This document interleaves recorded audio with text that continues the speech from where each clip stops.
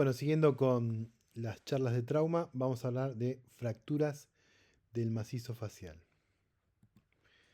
Por supuesto, además de aplicar el protocolo ABC, uno debe conocer los huesos del macizo facial y acá hay que ir un poquito más atrás a la parte anatómica. Recuerden que la cara y la parte anterior de lo que es el cráneo está formado por, en la parte superior, por el hueso frontal, que son dos huesos que se unen en la parte media. A los costados tienen el hueso parietal, que también en la vista lateral, bueno, se ve perfectamente, pero en la vista frontal también lo vemos asomarse. En la parte media vemos el esfenoides, bueno, los huesos nasales, los huesos, bueno, ahí dice pómulo, pero en realidad es el cigomático, maxilar superior, la mandíbula o maxilar inferior. Está señalado el vómer, donde está el tabique. Nos queda el lacrimal y ya con eso, bueno, tenemos completo todo lo que es el macizo facial. Tengan en cuenta que están las bóvedas de los ojos, o sea, las órbitas, que eso está conformado por varios huesos. Fíjense que hay un piso, un techo y laterales. Es importante porque ahora vamos a ver que dentro de las fracturas, la que es de base o piso de órbita, son muy importantes porque producen atrapamiento muscular o caída del ojo. Y muchas veces son urgencias dentro de lo que es el trauma. Bueno, como les adelantaba, tenemos varios tipos de fracturas que las podemos agrupar en las fracturas de piso de órbita, donde puede haber anestesia del nervio infraorbitario, enoftalmos, que es el ojo hacia adentro, lo contrario, exoftalmo es para afuera, o la diplopía, que es la visión doble. Cuando está cerca de la órbita requiere un examen oftalmológico. Siempre las lesiones del macizo facial con posible lesión oftalmológica requiere de que sea evaluado por un oftalmólogo, sobre todo en lo que es la agudeza visual, el examen de pupilas con el fondo de ojo y los movimientos extraoculares, o sea, la movilidad que tienen los músculos del ojo. Después tenemos las fracturas de mandíbula, o sea, de maxilar inferior, que se sospechan cuando el paciente tiene mala oclusión, o sea, no cierra bien o cierra en forma despareja, eh, por supuesto postraumática y no con un antecedente previo.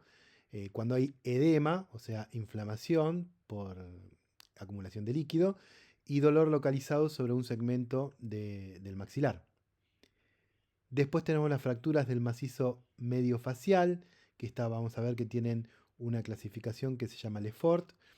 Incluyen la región desde los rebordes supraorbitarios, o sea, ahí debajo de las cejas, hasta los dientes del maxilar superior.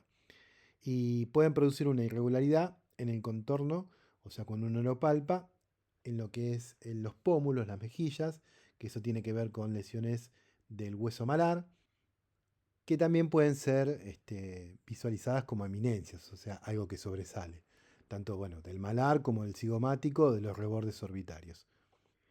Y por último, las fracturas que incluyen solamente el arco cigomático, que se pueden manifestar con trismo o trismus, que es cuando no pueden abrir la boca. Y por supuesto, al palpar se palpa el defecto.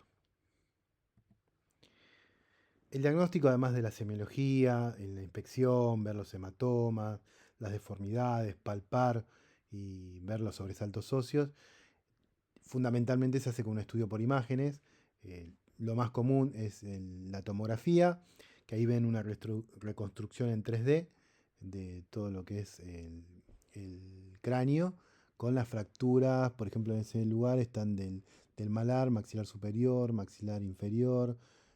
Bueno, hay una fractura que se ve con minuta, con múltiples fragmentos, que se puede visualizar perfectamente con esa reconstrucción. Después con la semiología directa de lo que es la arcada dentaria, fíjense en la imagen abajo de la derecha, cómo se ve la mala oclusión, la línea fractuaria, cómo se separan ahí la parte dental.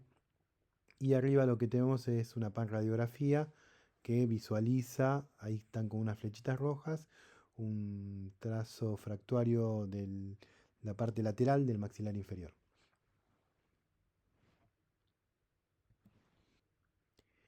Bueno, etiologías, tenemos tres grupos que son los de más frecuencia.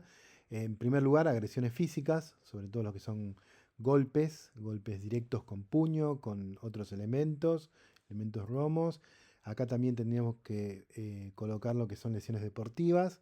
Después están las caídas, con un 32%, las agresiones físicas eran un 44%. Y tercer lugar, accidentes de tránsito, con un 8%. Después, el resto de las lesiones son por múltiples causas, que representarían el 16% restante. Las fracturas de la parte medial del macizo facial se clasifican según esta clasificación Lefort en 3 grados. Lefort 1, 2 y 3, que tienen que ver por el trayecto que tiene la fractura. Acá un esquema de visión frontal y lateral de las lesiones de tipo Lefort. Y vamos a ver una por una qué significa. La Lefort 1 es la línea de fractura que se localiza sobre los ápices dentarios y se extiende a las apófisis pterigoides. Ahí en el dibujito ven la línea que pasa justo debajo de lo que es la pirámide nasal.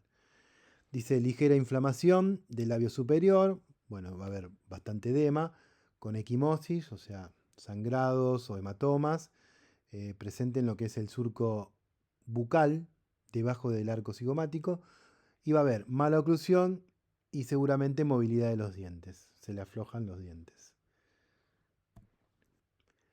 La Lefort tipo 2, la línea de fractura se localiza en la raíz, o sea, arriba, en la nariz, sobre los huesos nasales, que los puede comprometer, el lacrimal. Después va por el reborde infraorbitario, o sea, piso de órbita, y por la pared del maxilar hasta la apófisis pterigoides. Esto es del tercio medio de la cara. Puede dar una equimosis periorbital bilateral, hemorragia subconjuntival, o sea, en lo que es dentro del ojo, epistaxis, sangrado nasal, rinorrea y deformidad con cara de plato. Ahora, bueno, lo que es cara de plato tiene que ver con el edema panfacial y enoftalmos, o sea, como compromete el piso de la órbita, hay hundimiento de la parte ocular del globo ocular. Y también lo otro que no les dije, diplopía, o sea, la visión doble.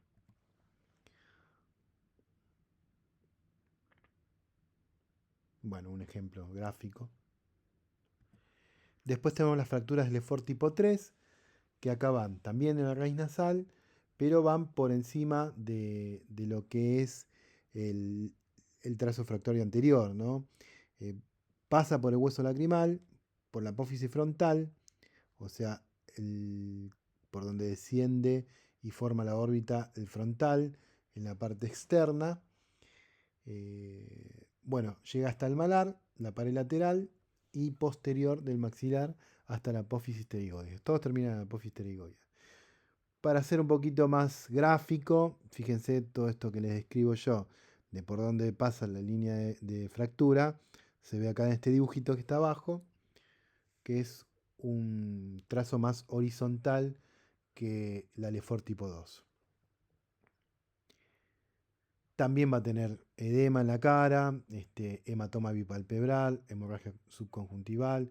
Bueno, todo tiene que ver más o menos muy parecido a la Lefort tipo 2.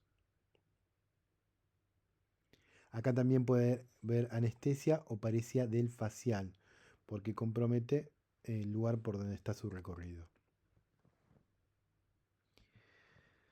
Tengan en cuenta con estas fracturas de tercio medio, cualquiera de estas Lefort que estamos hablando, sobre todo las que tienen que ver con el piso de órbita, que puede haber una pérdida visual parcial o completa por la lesión directa o indirecta del nervio óptico, que puede haber un aumento de la presión intraocular, eh, puede haber una lesión ocupante de espacio como es el hematoma retrovulvar, o sea, un hematoma detrás del ojo, o enfisema, o sea, contenido de aire detrás del ojo, y todo esto que produce desplazamiento orbitario puede dar ceguera y realmente se complica y puede llevar a la pérdida de la visión del paciente. Entonces, esto es una urgencia. Cualquiera de estos signos que ustedes identifiquen dentro de lo que son estas lesiones graves de lo que es el macizo facial, hay que actuar rápidamente.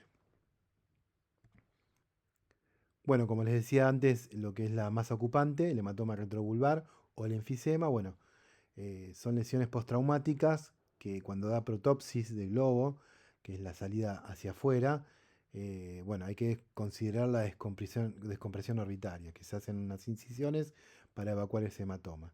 Y el periodo de ventana para la descompresión es de 1 hora aproximadamente, desde que se produjo la pérdida abrupta de visión. Ahí en la tomografía marcan, es un corte transversal. Siempre las tomografías se miran como si fuese desde abajo. Eh, o sea, ese es el ojo izquierdo. Donde está la flecha, hay todo un hematoma ocupando por detrás del ojo que lo está empujando hacia afuera.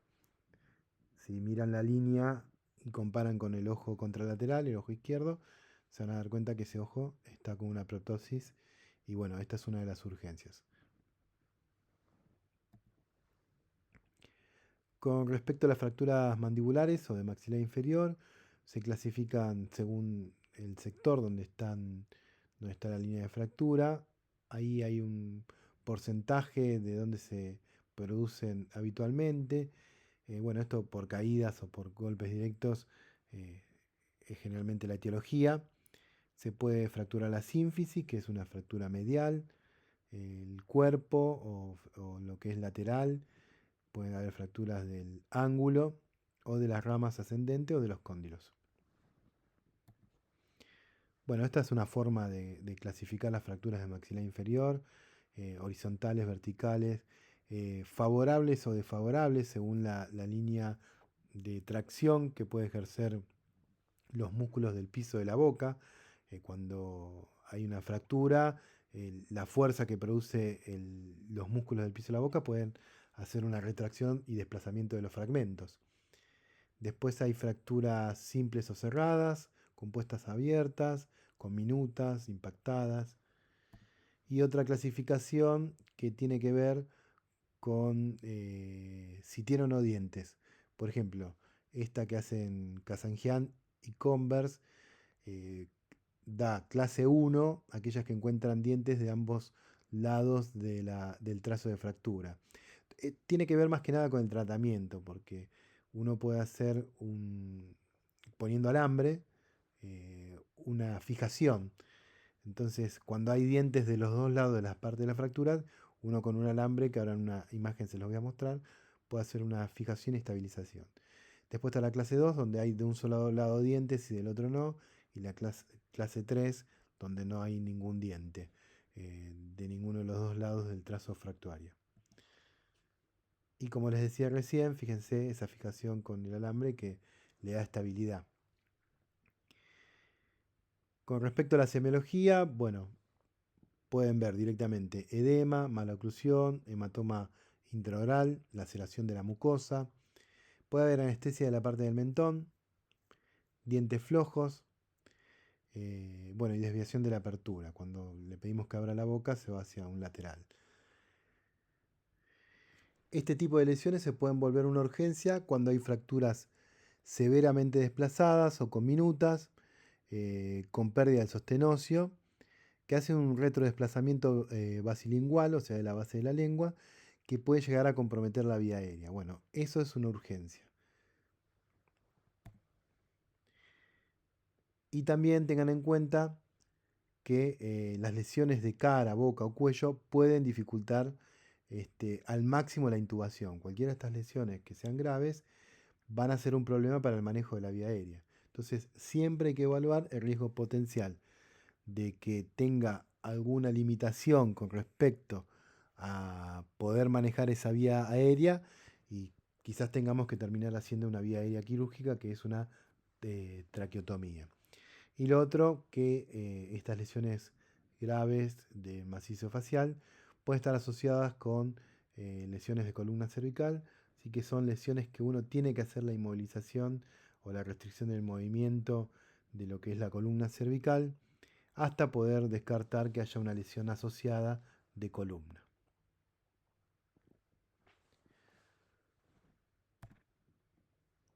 Bueno, muchas gracias. Hasta acá la clase.